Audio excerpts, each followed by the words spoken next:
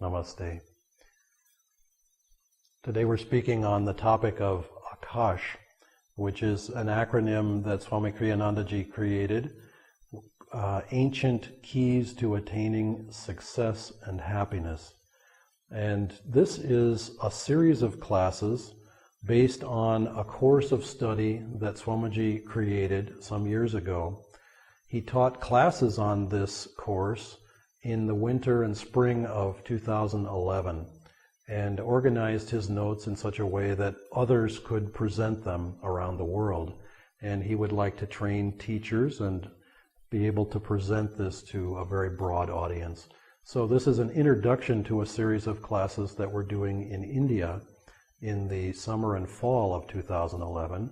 And these are topics that help us to take the teachings of yoga from the purely intellectual or the purely inward and show us how to express them outwardly in daily life. Yoga teaches us that we can explore an inner world that many of us have never tuned into before. But it also shows us how to bring the realizations that we have from the inward world into our daily life in such a way that we create harmony, peace of mind, success, happiness, etc. All of those things are very valid and very real. Swami Kriyananda, for those of you who do not know, is a direct disciple, and in fact one of the few living direct disciples of the great Indian master Paramhansa Yogananda, author of Autobiography of a Yogi. Yogananda spent much of his life in the West, in America in particular, and brought the ancient teachings of yoga in a very practical form to the West. In the year 2003, his direct disciple Swami Kriyananda brought the teachings back to India that Yogananda himself had trained him in America since the late 1940s, and we've been presenting those teachings here in India ever since for nearly 8 years. These classes help us to take very practical subjects and bring them into daily life, bring them in practical ways into our daily life. When we look around today, when we pick up a newspaper, when we see the news on television or on the internet, we are struck by the fact that this world is changing in very unpredictable ways and very rapidly. The stock markets are going wildly up and down. The earth itself is shifting and changing. The other day there was an earthquake on the east coast of the United States, the worst one in 100 years. No one thinks of the east coast of the United States as being a place where earthquakes strike. They think of the west coast, California, in fact, as a place where earthquakes strike, and yet it happened there. It's as if the world itself, the planet itself, is trying to adjust to new energies. And we, in our lives, are also trying to adjust. And here in India, what we find, one of the things that we find is we find a culture that is adapting to new energy, new economy, new waves of thought that are from the West and coming to the East. And India, it's very interesting, having traveled around India and taught in many different places, to observe the life in Indian cities. There's a huge movement of population from the country, from the villages, into cities where there are good jobs and where there is more opportunity.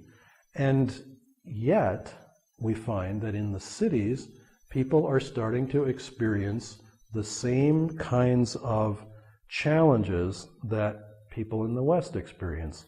Diabetes. India is the diabetes capital of the world. Stress, heart disease, these things are affecting Indians on a huge scale.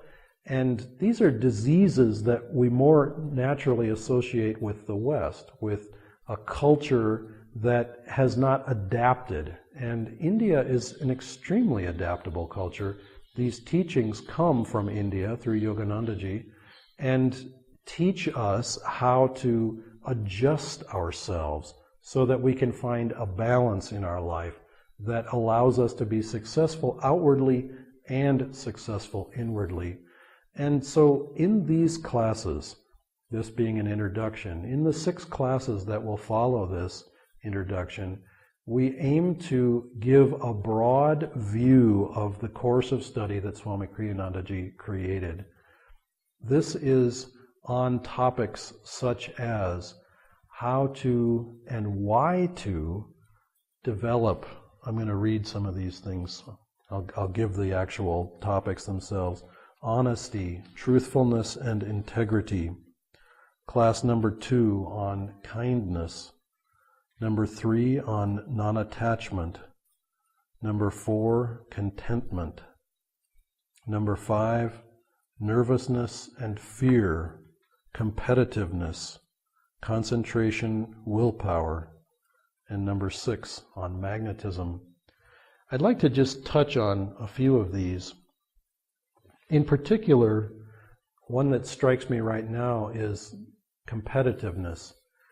When I think of India and what India has brought to the world, the gifts that India has given to the world, competitiveness is not one of the, does not join that list.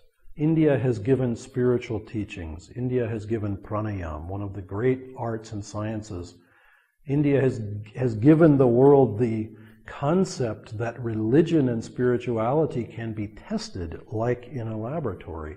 These things are amazing gifts. Competitiveness, on the other hand, I don't see as a natural part of this culture. One doesn't compete in the realm of spirit, and yet, what do we find in the culture today? We find schools that are highly, highly competitive. Children who are becoming stressed out and committing suicide at young ages because their test scores aren't high enough, or the opportunities that they're going to get aren't enough. They feel tremendous pressure from the parents. The parents feel tremendous pressure from the society. They place that pressure on the kids. The whole thing is like a pressure cooker. It does not need to be that way. And we can, individually and collectively, we can change that in a positive way, in many, many positive ways. So we need to learn to understand competitiveness. There are positive elements to it, but we need to understand it in real life terms. And so that class, which is a very full one in week 5, covering nervousness and fear, competitiveness, concentration, willpower, these are very, very broad topics. One of the things that we will learn that is a thread that weaves through all of these classes, we will learn about the role of energy in all of these aspects, playing out in outward life. We will learn specifically about how to flow with, how to be intuitive, how to understand when and how to compromise. What principles can we compromise, and what things should we never compromise? It's very easy in this life to make compromises that cost us our inner peace. Swami Kriyananda has made a commitment in his life, and has frequently referred to this, that in all of the outward activity that he has done, all of the accomplishments and the businesses that he's started and the many different roles that he has played, he has had to be very active in this world, which means he has gotten into situations where there are compromises to be made, there are challenging decisions to be made. And he said, I made it my bottom line as in the term, the accounting term, profit is normally the bottom line on the spreadsheet. My bottom line is inner peace.